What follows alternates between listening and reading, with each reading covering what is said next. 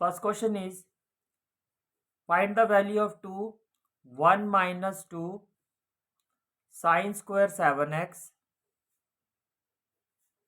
sin 3x। तो basically आपसे ये पूछा जा रहा है कि 2 with in bracket 1 minus 2 sin square 7x sin 3x किसके इक्वल होता है। ये जो वैल्यू है आपकी ये किसके इक्वल होती है, राइट। तो देखो जब भी इस तरह का क्वेश्चन आता है हम किस तरह से प्रोसेस करेंगे इस क्वेश्चन को। आप ये देखो कि ये है आपका 1 minus 2 sin square थीटा, ये जो आपका 7x है, ये जो 7x है आपका ये क्या है, थीटा है। ये जो 7x है ये आपका क्या है, थीटा है, right. And we know that we know that we we know that cos 2 theta is equal to 1 minus 2 sin square theta, 1 minus 2 sin square theta।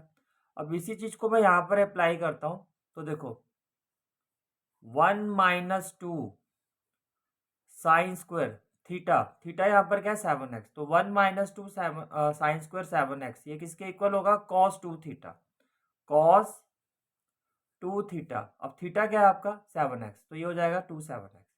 बात समझ में आ रही है। इसका मतलब ये हुआ कि ये जो वैल्यू है आपकी ये क्या हो जाएगी, twice of 1 minus 2 sin square 7x किसके इक्वल हो जाएगा, cos 2 7x, cos 2 7x। 2 into 7x directly हम लिख सकते हैं 14x। चलो पहले मैं इसको ऐसे ही लिख देता हूँ, ये कुछ इस तरह से हो जाएगा आपका। ये बात समझ में आ रही है, क्लियर है यहाँ तक, ठीक है।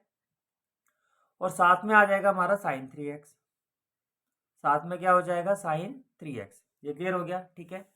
अब देखो ये क्या हो गया आपका 2 cos 7 टू जा क्या हो जाएगा 14x इंटू में क्या हो जाएगा sin 3x, 2 cos 14x into में क्या हो जाएगा sin 3x, राइट। अब आप ये देखो ये आपकी फिर एक आइडेंटिटी बन गई 2 cos a sin b, ये आपकी फिर एक आइडेंटिटी बन गई 2 cos a sin b। ये क्लियर हो गया, ठीक है। अब ये किसके इक्वल होता है, now identity is using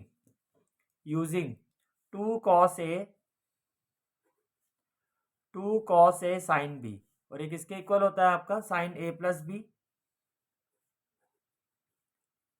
sin a plus B minus sin a minus B, minus sin a minus B. ये बात समझ में आ रही है, ठीक है।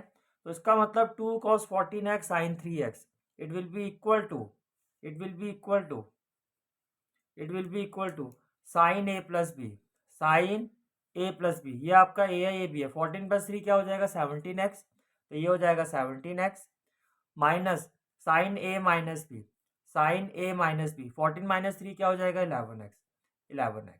And this is the final answer of this question. Right answer is option D.